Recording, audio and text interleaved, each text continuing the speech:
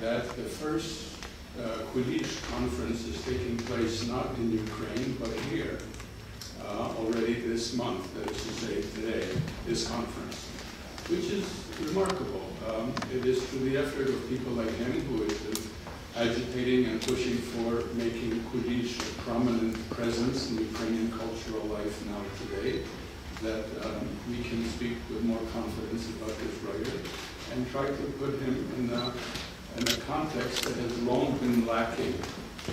Because until recently, I mean, historically speaking, recently, before independence, which came in 1991, Kulish was largely a peripheral figure in the Ukrainian curriculum, let us say, or in Ukrainian literary attention paid to the canon. It's remarkable that this fundamental figure in 19th century Ukrainian cultural life was made peripheral.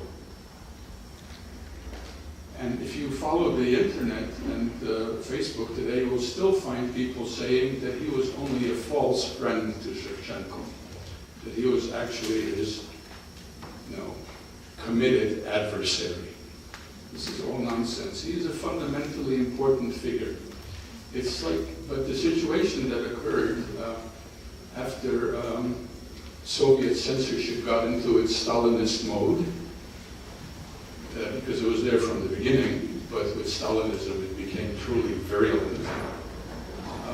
Kulish was eliminated from the canon, or identified with bourgeois nationalist, which meant the same thing, elimination.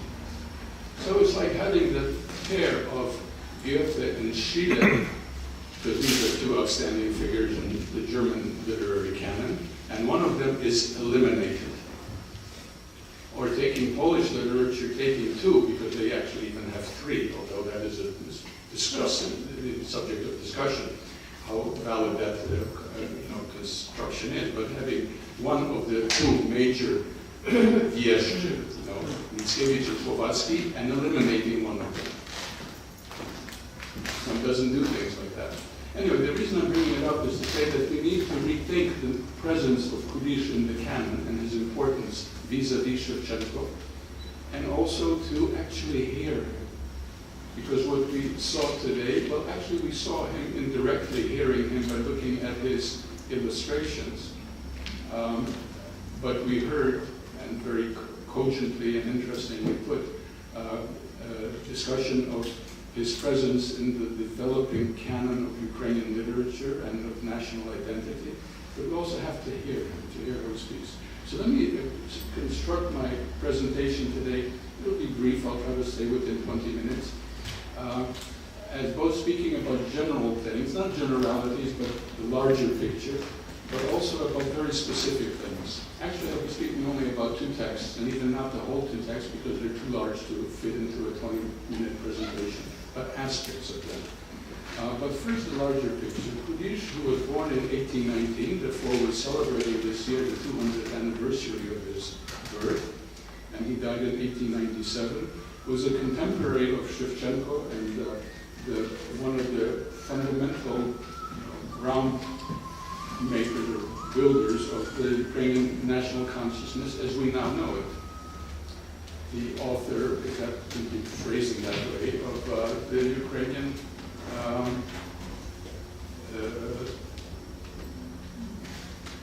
literary transcription system. The Ukrainian orthography is a version of his, Kulish, the first translator of the Bible into Ukrainian. In some sense, the first Ukrainian fundamental Europeanist. Translator of how many Shakespeare's plays? 11, is it? Remarkable. And a figure like that ending up being marginalized. In his reception of Shevchenko, Kulish contributed to the making of Shevchenko. Now that is, maybe for some of you, an unaccustomed formulation. But let me say that national poets are not born, they are made. They are made by the reception process, by the way people write about them and receive their works. Now granted, in order to earn that right to be spoken of in that way, they have to write in a way that, that deserves that attention. So this is a two-edged, or it's a two-way street, if you will, or a two-edged sword, however you want to put it. But the reception is all important, and Kulish was a fundamental figure in Shevchenko's reception, and that's what I'll be focusing on. But some other general things. Kulish was both a friend and colleague of Shevchenko's, and later in his life, a rival and critic.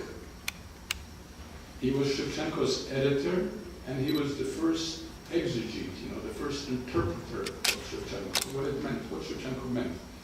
And his conception of Shevchenko is valid to this day. Not in its entirety, because there are some things that end up being, sloughed off by time, but other things remain important. Not all of that entered into the canon. And as far as Soviet interpretation of Kulish, for the bulk of the period, not for its latter years when Sovietism was falling apart and socialist realism had no control over the writers and intellectuals in the 80s and so on. But for the bulk of it, he was marginalized and demonized, as I mentioned earlier, as a malign spirit. Kulish wrote about Shevchenko in various ways and not systematically. We talked about that with Olесь Fedoruk as we were driving here through the snow and then through the semi-sunny weather this morning. He did not write a full interpretative essay, as he did say, of Kotlяревsky. He did not write a biography of Shevchenko as he did of Gogol or Gogol. He did it frequently spontaneously, in different genres, and intensely. But his take on Shevchenko, still to this day, deserves to be given the utmost attention, the utmost respect, because this was a very powerful mind at work. So let me switch into that. What makes Kulish outstanding in his time and for his contemporaries? In a sense, literally to this day almost. One is his complexity. He is not a simple person. He goes through phases. He sketches out or takes on positions and then rejects them. He provokes his public, and he is perpetually, as we now say in the vernacular, pushing the envelope, doing things that the community is not prepared to easily accept, or not accept at all. He has, that's the first, the complexity of Kulish, both historically speaking through his various phases, as it were, and also through the guises in which he articulates himself, the various genres that he picks, the complexity of his worldview. Secondly, he has a certain fundamental priority. Granted, in some ways, his contemporary, and also there were three of them, Shevchenko, Kulish, and Kostomarov. Kostomarov was already mentioned here. Kostomarov, perhaps the most conventional of the three. Shevchenko, the least conventional, the most, visionary. Kostomarov was a professor, like some of us are, that in a sense inscribes you into a certain mode of behavior. He was a figure who was committed to more, although he was a historian and ethnographer, he was more an ethnographer than a historian. He believed in the physicality almost, and at the same time the transcendence of the notion of the narod, the people. But the narod taken as a kind of holy entity. If you were part of the narod, if you spoke for the narod, then you were in a sense communing with God, because God is in the people. And this Kostomarov was perhaps the first to really perceive what was so mind-bogglingly new in Shevchenko, that he saw the narod, and he saw the holiness in the narod. This was a remarkable insight. But because he had this quasi-religious notion of the narod and of ethnography that deals with the narod, what Kostomarov did not see is the essential change that was introduced into Ukrainian life, into Ukrainian letters by Shevchenko, namely that he established or reminded his collective to whom he was speaking through his poetry of their own identity. Collective memory, of course, as in Haidamaki, but simply identity. And for Kostomarov, that was something that his notion of the narod blurred, because for him, the Ukrainian narod and the Russian narod were close, because they were Slavs, because they spoke similar languages, because their customs were similar.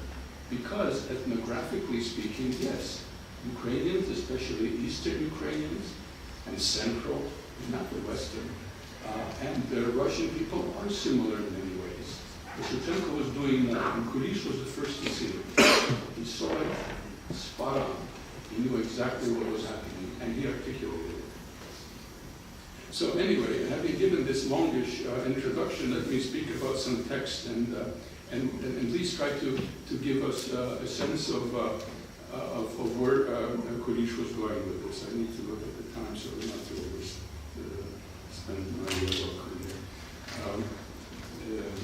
The first thing that I wanted to notice, to mention, is his article which he wrote.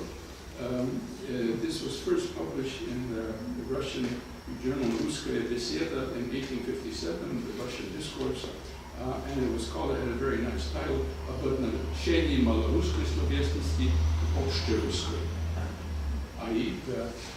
about or concerning the interrelation between Little Russian literature, slovesnost, and All Russian. Very interesting formulation. By Little Russian, of course, one means Ukrainian. Why is he using Little Russian? Well, at that time, this was 1857. The kibosh, as we would say in the vernacular, has not yet been put on writing in Ukrainian. But already there were pressures about not using the word Ukrainian. Ukrainian was already becoming a word that has that had a certain kind of political, that invited political sanctions, and he was playing by the rules, as it were. But he was also doing something that was extremely bold, because he was writing about Shevchenko directly at a time when Shevchenko, not having been freed yet from exile, was a non-person. You could not write in public about Shevchenko. That is how censorship worked in the Russian Empire at that time. And similarly in the Soviet Empire too. But what he is saying, and it is clear to any reader who is attuned to the historical scene, and he is writing for the Kognoshenki, the people who know what is going on, and he speaks of him in passing as величайший талант южно-русской литературы, певец русских неправд и собственных горячих слез. Very powerful. It says the greatest talent of South Russian literature, that is Ukrainian literature, the singer or the articulator of human misery and of his own overheated tears. Very powerful. And it's clearly interpreting Shevchenko as a voice that is, in a sense, outside the realm, the usual run-of-the-mill of literature. This is a special voice. And to him, he gives very powerful and at the same time revisionist reading. He speaks about Shevchenko in a way that is both full of this sense of the numinous, the holy, the sacred, and at the same time in a rationalist and analytical way. His ability to combine these two seemingly totally incommensurate or conflicting modes is very powerful. And he proceeds to do this even while being perfectly aware, he, Kulish, that you cannot speak about Shevchenko, especially in print, in a political mode. You cannot say that he is implicitly portending literary separatism and then actual political separatism.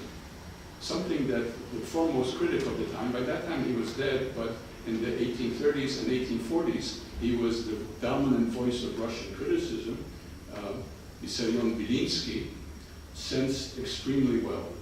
One of the reasons he detested Shevchenko and much of Ukrainian literature of that time is because he sensed very accurately that it was dissident, that under the surface of ethnographic depictions or simply Ukrainian thematics, it was actually proposing a kind of literary separatism, and that political separatism would follow in its wake.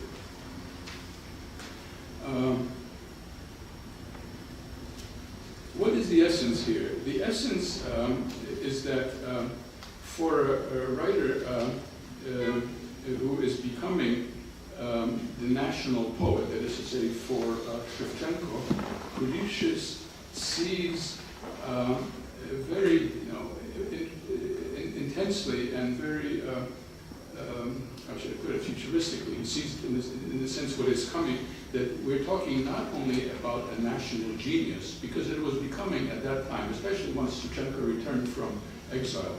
He returned from exile in 1857. Actually, he was released in 1857. By the time he got to Petersburg, it was already March of 1858. It took him a long time to go to Astrakhan and then to Moscow and so on. But everywhere that he was stopping along the way, he was being met by his compatriots, both Ukrainians and Russians, and here and there a Pole too, who adored him, who saw him as a returning martyr, a person coming back from exile, from non-existence, and one who is already implicitly a national hero and a genius. But for the Ukrainians, he was also a prophet. And Kulish is very powerful in this articulation of that, if you will, of that component. The most important moment that I think deserves stressing here is how he speaks about Shevchenko's death. Because with Shevchenko's death, the Ukrainian community in St. Petersburg, especially centered around the journal Osnova, Shevchenko still contributed. Let's say his poetry was contributed to the first issue of Osnova. And in the second issue, he was already dead. And the way in which that Ukrainian community, led primarily by Kulish, but also by such people like Bilozevsky and Lazarevsky and others, managed to organize and structure their response to tell to the Ukrainian and Russian community, because many of these pieces were written both in Ukrainian and in Russian, of what Shevchenko meant for the Ukrainian public is really remarkable and, in a sense, awe-inspiring. Let me just give a few quotes from that and conclude with it. Kulish speaks of Shevchenko as a figure who, especially in his longer piece, which is called Чого стоїть Шевченко як поет народний? What is Shevchenko as a national poet? Of course, the notion народный is ambivalent. It has two possible meanings. It might mean both a national poet and also a poet of the people. For Kostomarov, as I was saying, it meant the latter primarily, which of course was a very high calling already, because the people had a sublime status. They had a special place, special relationship, if you will, with God, with the deity. But still, for Kulish, this is both. This is both that special, almost transcendent role of being part of common humanity, but also it has a political dimension. And this Kulish is the first to actually articulate. He is doing this when Romanov is still a youthful man.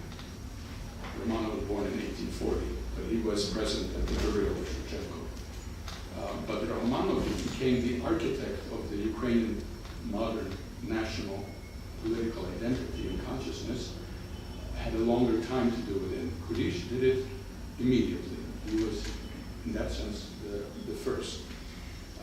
So let me just quote a part of it in Ukrainian, in the original Ukrainian, and then in English, to see how powerfully he phrases the argument. And that in phrasing it, he is also establishing a planka, as we say in Ukrainian, a level or a layer under which you cannot go. You have to be at least on that level. Чуємо й ми по хуторах, що вмер Тарас Шевченко. Тяжке горе, що немає вже на світі великого поета. І свята перед Богом усяка сльозина, що пала на його домовину. Слізьми своїми зложили ми ціну подвижникові рідного слова, котре одно становить нашу народну силу, нашу народну славу. Одно дає нам право на дільницю між іншими народами. So it says, we hear in the homesteads, this was his sort of literary trope, that he was living not in the city, he made a point. He was not a Gorodian, although he was, of course. He was well trained, he was an extremely erudite and urban man, but it was a point of self-identity, that like in the Narod, he was becoming a Hutorian. So it says, we hear from Hutora that Taras Shevchenko has died. The heavy grief that has come to us with the death of our great poet, and holy Stiata Perebo, in the eyes of God, tear that has fallen on his grave affects us. We, through our tears, have marked out the importance of this podvizhnik, this champion of the native word, Ridne Slovo. By the way, this notion of the Rava Slova that was so important in the 1930s, various writers, Malaniu, Leviha, Oleszczyk, and so on, taken from the immigration, so-called, in Poland, all the way to the immigration then in the DP camps and into the US. This notion of the Drava Slova was first articulated by Kulish, and this notion that the Slovo is the true strength of the nation.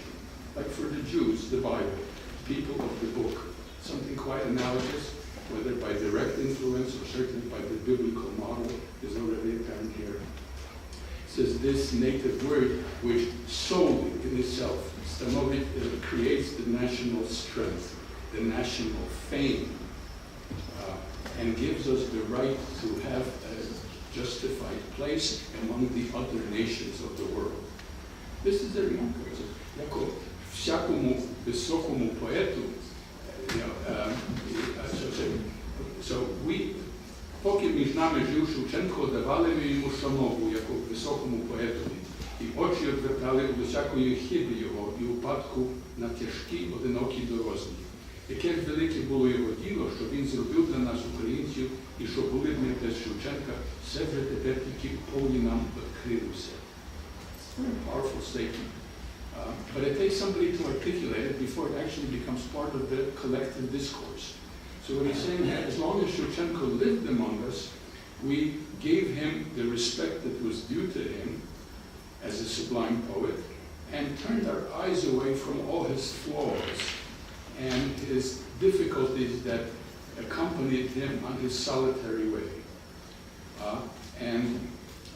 The great deed that he did for us Ukrainians, by the way, he's in a concentrated way, he is using the word Ukrainians as an ethnonym. Kulish, just to make a little digression here, Kulish was the first Ukrainian thinker in history to fundamentally start applying the notion Ukrainian to Ukrainians.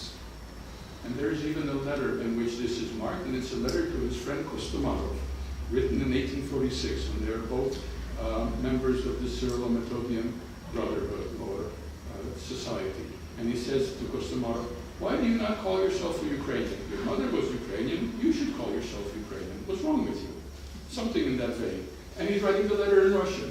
Because when he was being serious, the whole point was you have to speak in a serious language. Ukrainian was a language of the heart, It was a language that allowed all kinds of jokes and japes and so on, and all kinds of dodges.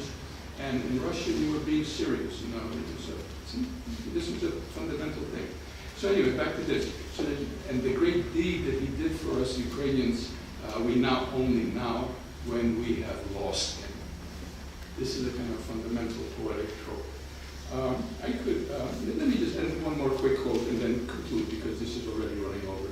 He says, this is how he concludes. Шевченко голосно на всю Україну озвався, мов усі співи народні і всі людські сльози разом заговорили. Підняв він з домовин німу нашу пам'ять, визвав на суд нашу мовчазну старосвідчину і поставив перед нею українця, який він є тепер, яким він через свою історію стався. So he says, Shevchenko, through his muse and through his human tears, through his muse, the human tears all spoke. He raised from the grave. This is, by the way, the topos again of resurrection, something that is so important for Mickiewicz, and then it turns on into the key of the notion of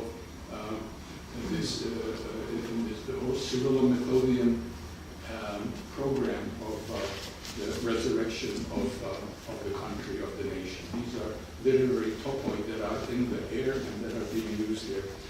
So Pinyovin z domoviny Nimu, he raised up from the grave or from the coffin our mute memory and brought before this court of human reason our silent antiquity, and put them in front of the Ukrainian person such as he now is and how he has been shaped by history. These are remarkably prescient and important postulates and insights, and I'd like to end with that. Thank you for your attention.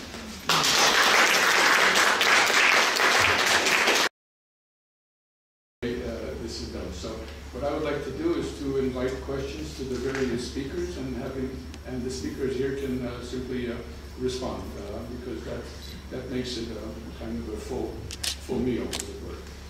So by all means, please, because then there's a concluding comments, which I will keep very brief, because some of the things that I said already about Kulish have been written, but by all means, let's have a discussion. So please. You spoke about Kulish's description of Shevchenko as having a connection with, with the deity, the narod and the deity, and so forth being as one. I'm curious, what was the response of the church to that kind of thinking, if there was any response at all? Yeah, that's a good question, but the question is what church? If you're talking about the Russian Orthodox Church in Russian Ukraine at that time, it was skeptical, but not only the Russian church, the Ukrainian Orthodox, the Ukrainian Greek Catholic Church, and I think Ostap Sereda could comment on that even with more confidence, was not entirely pleased with the growing cult of Shevchenko.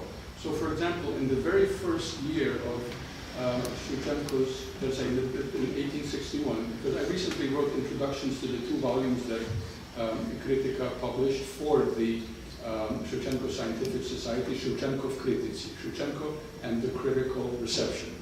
And the first volume of about 800 pages deals with the entire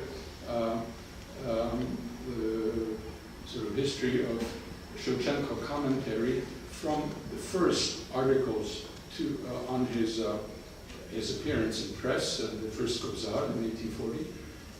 And by the way, they appeared in every major St. Petersburg journal or newspaper. All 12 of them, or 14. It's remarkable. Why is this young man who just is beginning to write for the first time, getting this kind of attention? That's a separate issue. I'll come to that maybe sometime later. But anyway, the church, so that was the first volume. The second volume was only the 10 months of Shevchenko's, posthumous presence, case to say. In that, there was an interesting article, I forget the author now, who was saying in a kind of sly and subversive way, but do we know whether Shevchenko actually had the last rites before he died? And of course, if he did not have his last rites, that means he went straight to hell.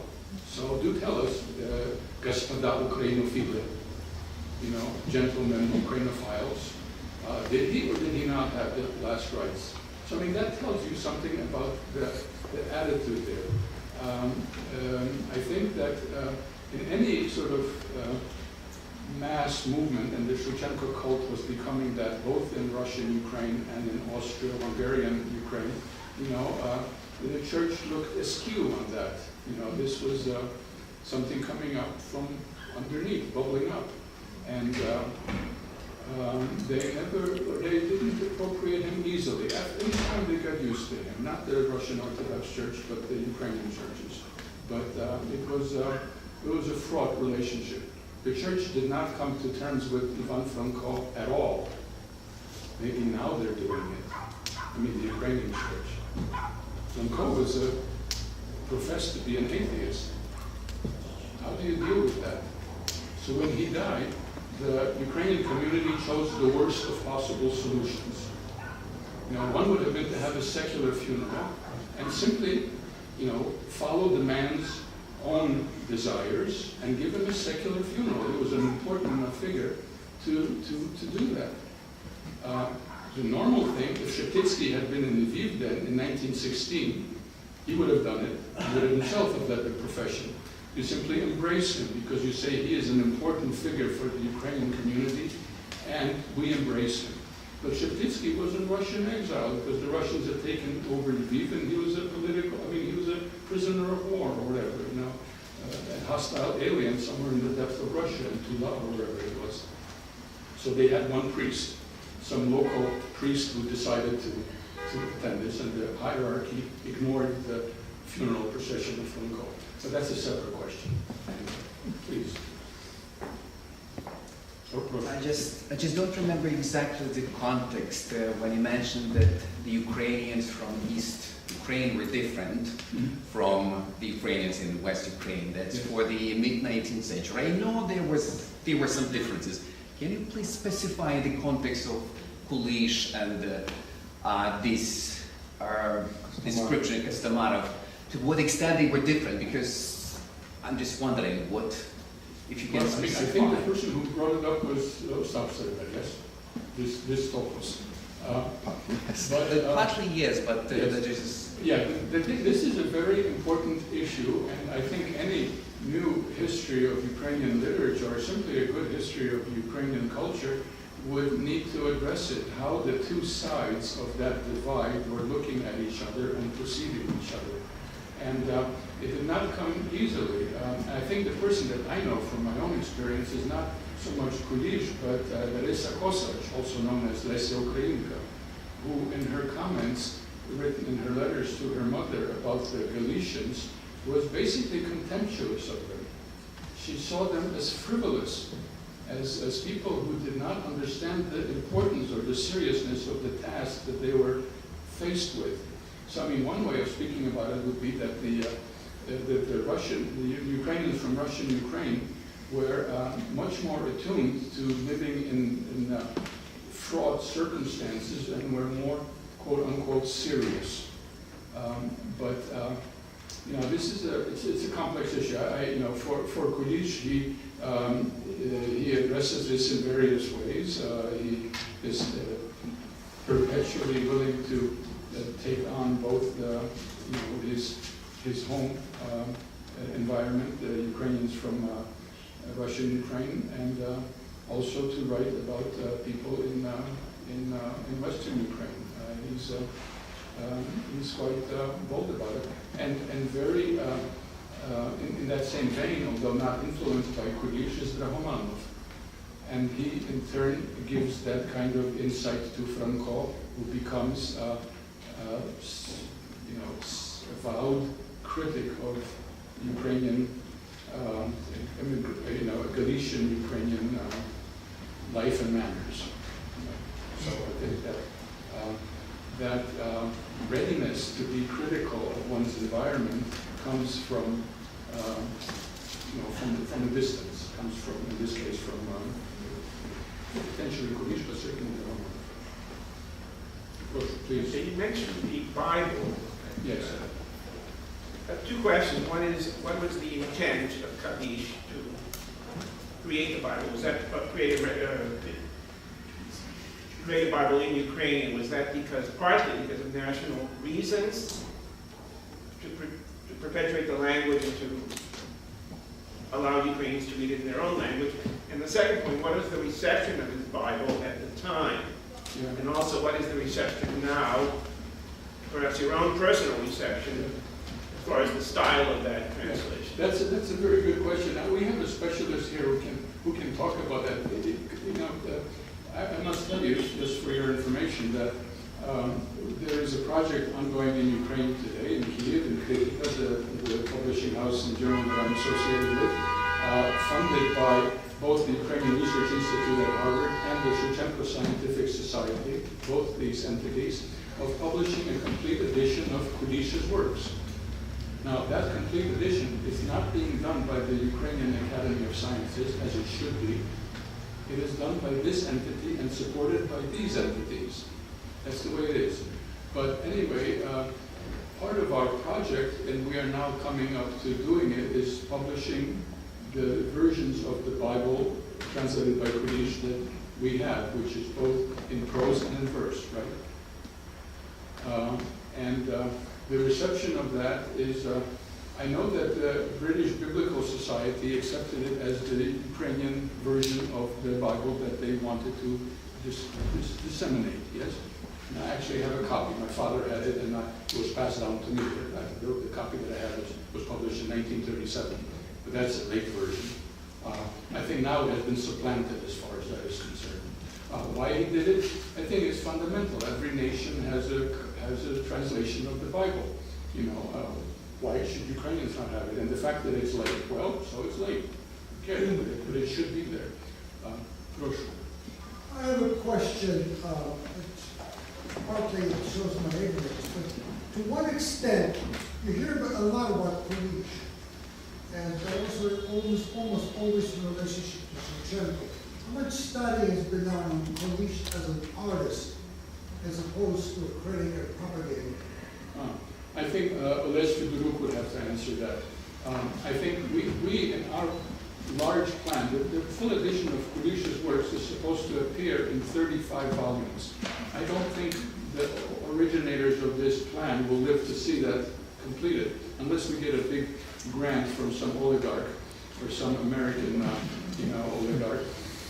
And then it could be done quickly, because we have people who want to do it and are doing it. We already have published something like 5 volumes, So this is, and the first 2 volumes of his letters, both of them edited by Olесь Fedoruk, are very fundamental, and they're each about 700 or 800 pages thick, and only 2/3 of that are the letters themselves. The rest is commentary, and these are letters to important figures in the literary world, not only Ukrainian, but even more so Russian writers, Polish writers, people who are setting the scene, and setting the scene in which or within which one has to look at these matters. And the very fact of this correspondence is very impressive, very inspiring. Anyway, so the quick answer is I don't think much has been done, but maybe Olесь, would you like to say that?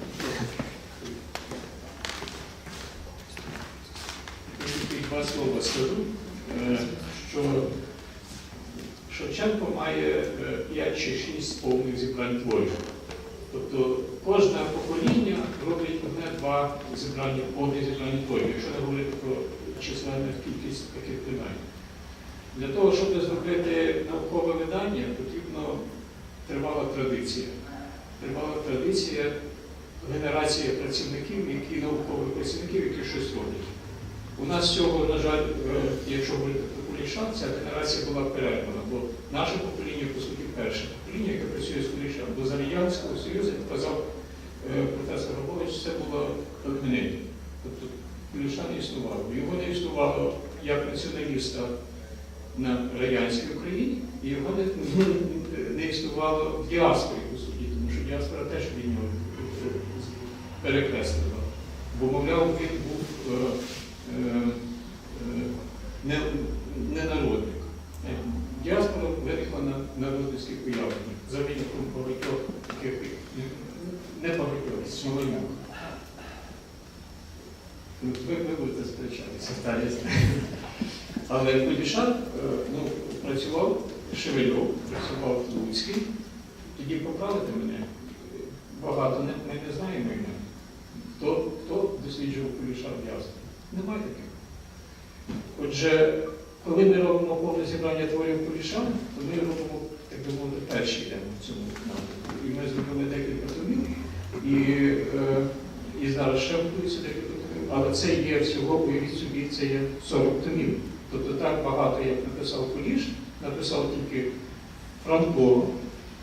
Це є люди такого ренесансного типу, які працювали в багатьох напрямках, не тільки в літературі, а й в історії, публіцистиці, літературна критика, фольклористика, історія літератури, тобто в дуже багатьох напрямках. І так само багато, можливо, трохи менше, Костомаров, Грушевський і, я давайте моїх знань Дрогманов, безумовно. Так що ми маємо в цьому плані унікальну постать Куліша. І те, що він був і товаришем, і суддею Шевченка, і його видавцем, і критиком, і тобто там були непрості стосунки, але вони були дуже цікаві. Це був справді як Шиллер і Гете. І якщо ми когось одного вилучимо з цієї пари, то ми просто не будемо мати повного уявлення про літературу і про про культурний процес. Ми просто бідніємо. Це очевидно. Well, the only thing I wanted to mention is that a discussion that I had with another authority on Kulish that we had with us today, and that is Andrita. The way I see what you have pointed out in your excellent speech was the genius of Kulish translating the Bible for the people in general to preserve the language, and translating Shakespeare for the elite. Under those circumstances in Russia at that time, this was a genial idea. In no other way this could have been done. I'm not an authority on Kulish, but this is the way I see it. And with respect to the fact that diaspora did not pay much attention to Kulish, you have to take into consideration there were so few of us here. And I agree that it is very sad that we did not focus on him, especially the younger generation. But there were certain limits. Okay, I think we should, maybe a couple of more questions if there are any. So, did I not see a hand there? Because, you have another question, please? Yeah, the only thing I wanted to add, I did not hear much today about Kulish the writer. I heard much more about Kulish the commentator.